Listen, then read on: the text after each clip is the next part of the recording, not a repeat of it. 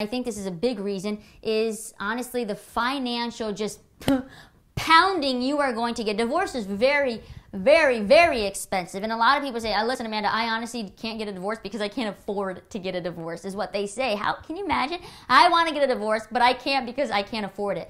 And usually maybe money is tied up to a family business and different people run it. And how would we do it? The business, it's everyone's face, the whole family, and people know us for a long time. I'm going to lose clients, money, money, money. Now, all of these reasons that I just gave you of why someone would not leave the Instagram marriage is not a good reason at all. In fact, it's a horrible reason, and it's a lie. You need to find, how do we start resolving these things? You need to find the right reason to stay in this marriage. Because if you do not, you are going to start experiencing, if you are already not experiencing, physical pain, mental pain. You are literally going to get sick.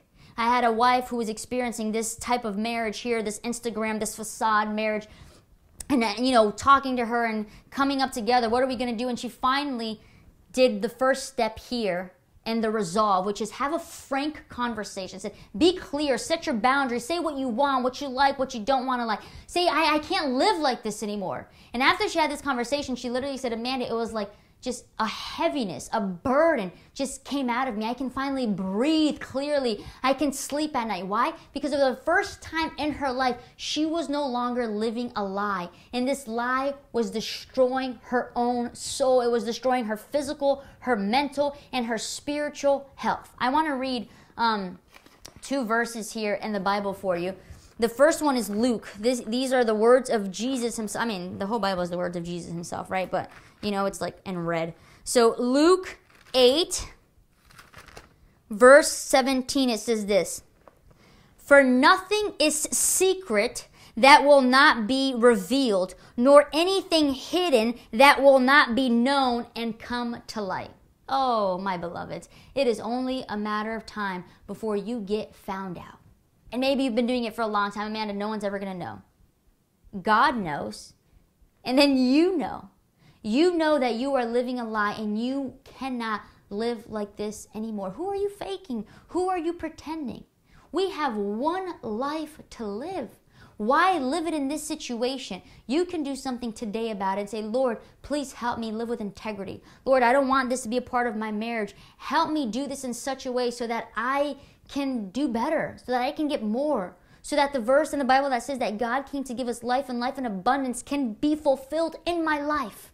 All right, that's number one. Have a frank conversation. A pastor, a therapist, someone that you trust. Bring it together, mediate. Sit down with your spouse and say, listen, I love you too much, and I love myself too much to allow us to live like this any longer. The next thing, compromise. Pray, fast, bend your knees, and say, Lord, help me compromise. Be flexible. Be willing to see things differently. Put on a new lens. Decide that from this day forward, you're gonna do things differently. Compromise. And finally, the last one.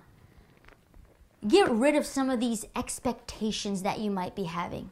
Stop waiting for the other person to do in order for you to do. Stop waiting for your husband to say, hey, you know what, I can't live like this anymore. Stop waiting around for the divorce to happen. If you don't like the situation you're in, you do something about it. Don't expect the other person to do anything about it. And I always like to think of this. Marriage is a tricky thing, and I say this to myself all the time. I got married to Renee to make sure that he is the happiest person in the world. And then I pray to God every single night that he is thinking the same exact thing. I think he is.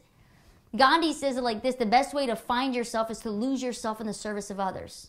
So you be the doer, you be the giver, you be the one who has the frank conversation, you be the ones who starts putting all your ducks in line to make sure that you are not living the Instagram marriage. And then 2 things are going to happen. There's only two things that could possibly happen.